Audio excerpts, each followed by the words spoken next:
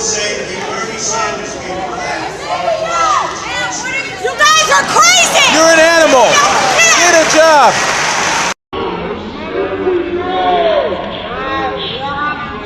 Suspect everything that you say, but to say something like that to myself and all of my colleagues is way out of line. It's way out of line. It's way out of line. Regular order, Mr. Way out of line. Regular order. That's okay, but it's okay, right? That is not how it It's goes. okay, right? You hold yourself accountable before you talk about Hold Washington, myself D.C. accountable. Mr. Tlaib. Hold your own self accountable. How Keep about it out of that? your mouth. Hold your own I'm self trying, accountable. Mr. How about that? You just witnessed a hysterical meltdown that proves the radical left is completely disconnected from reality. Congressman Byron is about to deliver the knockout blow to every activist lawmaker screaming about fascism, instead of focusing on the $6.9 billion of your money they've incinerated. Smash that like button to expose this truth. I think it's really important. I mean, we're talking about, 700,000 people that live here, and I feel like their voice gets completely just dismissed. And so, if I may, Mr. Chair, ask unanimous consent to enter the record. The Washington Post poll of D.C. residents found 8 out of 8 in 10 opposed Trump's taking over of their local police and sending in federal troops. Without objection to order. One of the things that, AG, I've been listening to you. One of the bills actually eliminates your position completely. What effect would that have? I mean, completely eliminating your position in regards to be able to do the job that you do to protecting all the families in Washington, D.C. We'll start with the fact that more than 70% of the residents of the District of Columbia overwhelmingly voted for having an independent elected attorney general. That's right. And that's a recognition of the fact that when an attorney general is directly accountable to the people, directly responsive to the people, we are much better at doing our job in terms of addressing housing affordability and conditions in slumlords, seniors and consumers who are being scammed, addressing the issues that are most important to D.C. residents, because I am accountable to them. I read wage theft is an issue, workplace discrimination. I mean, there's a number of issues that need to be addressed, and they're not going to address that.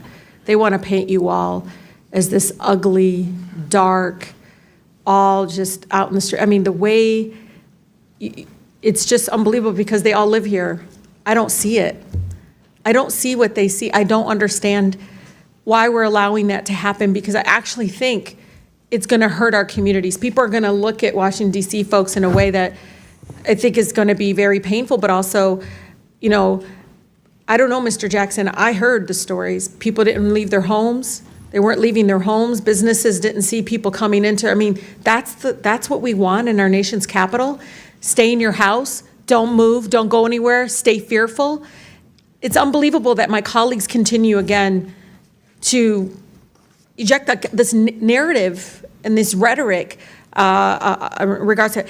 But I think it's important, Mr. Chair, just like in D.C. Home Rule was one out of Black freedom struggle in the fight for civil rights, we can't be passive right now. So nobody over there should take anything we say so personally, as if we're attacking them. No, we're attacking a process. We're not attacking people here. And I think it's really important. We need to stand up against this fascist takeover. That's not a bad word. It's a fact. And here in D.C. and across the country, it is so incredibly important, Mr. Chair, that this committee does not allow rhetoric that defames or paints Washington, D.C. in a way that you all haven't really truly seen. You're just reading it. No, you're just reading it or something off of some. Will the gentlelady yield to a question? Yeah, I think it's really important. Will the gentlelady yield? No, I don't yield. I don't even have time. I can tell you. Your time's expired. It is expired, but Mr. Chair, been, but you all live like here, Mr. and Tlaib. you're not telling people the beautiful parts that you do see in our nation's Tlaib. capital. And no, it's just wrong how we're doing it. Chairman, I think it's insane that the gentlelady doesn't have an argument, but she's going to refer to me and some of my colleagues. Mr. Donald, we were from the Third Reich. This is insane. You're going to look at 14, 15-year-olds as a bunch of criminals? It's insane. Oh, Do I look like a member of the Third Reich to you, Ms. Tlaib? Is that what I look like to you? You're the one taking your voting card. Is that what you think? Is that what you think?